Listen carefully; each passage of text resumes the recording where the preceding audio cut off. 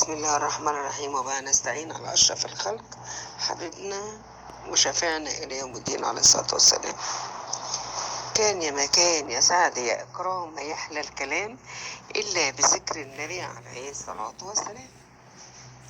كان في يوم من الأيام الراجل دوت مراته متوفية تسمعوا تسلموا، ومعاه 3 رجالة و3 لسه متجوزوش، وراجل غني يعني متيسر الحياة.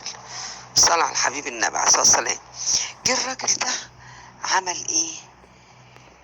قال لك اما اتجوز الواد محمد عشان ربنا يفكها عليه ويجيب مراته تخدمني وتعمل لي اكل وتغسل لي هدومي، ما انا شقيت وتعبت عليهم ويا ما كبرنا وتعبت، ده انا تعبت عليهم قوي.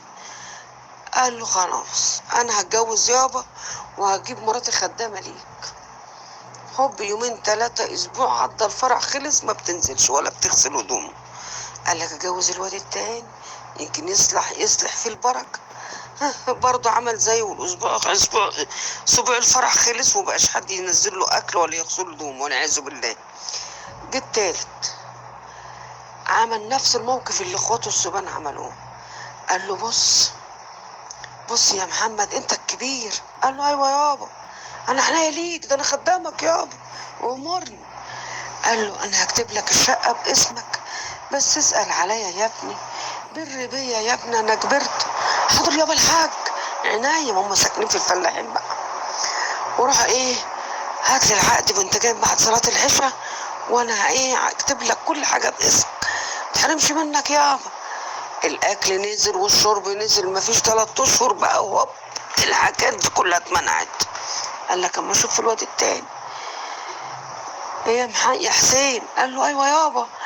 يا ابني انا هكتب لك الشقه باسمك والنبي بس اسال عليا، اخوك ضحك عليا وقال لي هخدمك يابا. قال لي يابا لا انا غيره يابا، انت بتتكلم تقول ايه؟ انا احسن منه الحمد لله. حاضر يا حبيبي، كتب الشقه باسمه، محدش عبره زي اخوه بالظبط. التالت كده ما بقى اتلموا بقى وعيت تسمعوا تسلموا شفانا وعفانا بطلب غيرنا. وراح لامم عياله قال لهم انا محدش بياكلني، نسوانكم ما بيسالوش عليا، محدش بيغسل له هدومي. واحد بقى يذل لهم كده، معلش يابا الظروف بس اصلها تعبانه من العيال والتاني تعبانه من شغل البيت. لقوا لهم حجج. راح عامل فكره، يعني فكره بملايين الملايين. راح قايل لهم نصلي على الحبيب الاول عليه الصلاه والسلام.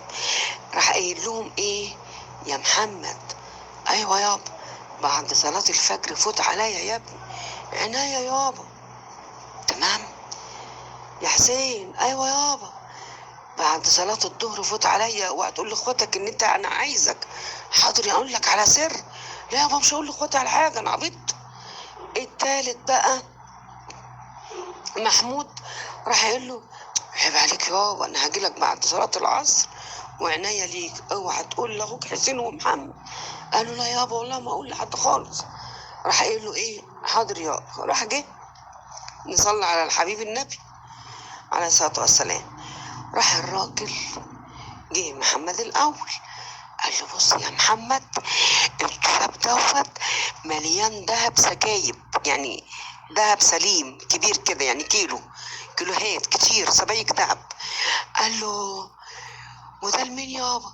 قال له اللي يخدمني ويهنيني، المفتاح اهو في رقبتي، ولما اموت حلال عليك الدهب لوحدك، بس اكشف عليا يا ابني واكلني واخدمني، مراتك تخدمني. يا ابني انا خلاص برجله جوه ورجله بره. هتشر عليك يا حاج، انت يا بقول لك ابويا تاكليه وتلبسيه وتغسلوا له هدومه وتنزلوا له الاكل وتروقوا له الاوضه اللي هو قاعد فيها. حاضر. ليه يا اخويا انت مره واحده كده؟ لا انا كلمتي لازم تمشي عليك. حاضر. التاني راح قايل له نفس الموضوع، انا عندي سبايك ده بس اوعى تقول لاخواتك احسن ياخدوه منك وانت غلبان وانا بحبك، اصل انا بحبك قوي يا حسين. قال له خلاص يابا، يعني الدهب اللي في الضرفة دي كلها في الشفونيرة دي تحت انا لوحدي؟ امال إيه يا حبيبي؟ اصل انا بحبك قوي يا حسين، بس انت غلبان، بس اسأل عليا يا ابني واديني لقمة كلها. الواد التالت بعد صلاة العصر جاله قال لي كده. التلاتة كلهم عارفين، ابوهم اللي عارف، والتلاتة كلهم محدش يعرف ان ده عارف ومحدش يعرف ان ده عارف. المهم نصلي على الحبيب النبي عليه الصلاة والسلام. الأكل نزل تاني، والهدوم تتكوي وبتتغسل، ولو رجله وجعاه يدعكها له، ولو محسود يرقوه. المهم في الإيه، راح جاي الراجل ده خلاص بقى شافنا وعفانا مات. التلاتة ماسكين الحبل اللي في رقبته. قال له لا حدش يجي، ابويا قال لي وده يقول ابويا قال لي وده يقول. قال له خلاص نعمل له الجنازه بتاعته ونروح نعمل له ونروح نوديه في النصيب اللي شافنا وعفانا تراب، واحنا ايه ندفنه ونيجي نقسم الذهب على 3. ماشي. قعدوا يشدوا المفاتيح، ومين يفتح ومين ما يفتحش، لقوا سبايك خشب. الراجل هيعمل ايه؟ كتب لهم البيت، محدش عايز ياكله ولا يشربه. ما يعرفوش لو بر ابوهم ربنا هيديهم الاجر، ربنا هيوسع رزقهم، ربنا هيهلك ضدهم. الا اللي اكرم امه وابوه ده يكرمه رب العرش العظيم في الارض وفي السماء. يعني ده كان في واحد بيقطع حصر عشان يعني دي تتوسخ دي تتحط، دي تتوسخ دي تتحط، لغايه ما مراته تبقى تغسل. نيم ابوه على الحصيره وحط لهم خده، وهم قاعدين هو قاعد في اوضه وهم قاعدين هو ومراته وعياله في سفره تانية. راح يقول له ايه انت مقعد جدي في الارض على الحصيره ليه؟ قال له عشان هو كبر مش هيقدر يقعد معانا على السفره يا حبيبي، انا هاكله على الارض عشان لو وقع نعرف نكنس الارض ما تبقاش الدنيا كلها متدهوله. راح الواد هما 3 حصر، راح واخد حصيره. قال له انت رايح فين بديت يا رزق؟ قال له هعينها لك لما تكبر، ابقى افرشها لك زي ما انت فارشها لجدي. الراجل عيط وندم وراح شايل ابوه حطه على السفره وقعدوا ياكلوا سوا. يعني لازم عيالنا بيتقلدونا، عيالنا بيقلدونا. لو طبطبت على امي، رقت امي، اكلت امي، حميت امي، جبت طلبات امي، شفت طلباتها، عيالنا بيقلدونا. لو شوحنا لامي ولو شوحنا لابونا عيالنا بيقلدونا. اقسم بالله اقسم بالله.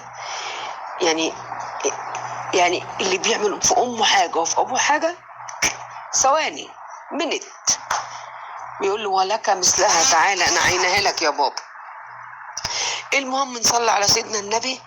مفيش حاجه بتروح عند ربنا، ان الله حي لا يغفل ولا ينام. صح ولا غلط؟ صح طبعا صح، ان الله حق. وايه تاني؟ المهم هنرجع للحدوته، حلوه ولا منتوته؟ ايه رايكم؟ صلوا على الحبيب قلبكم طيب.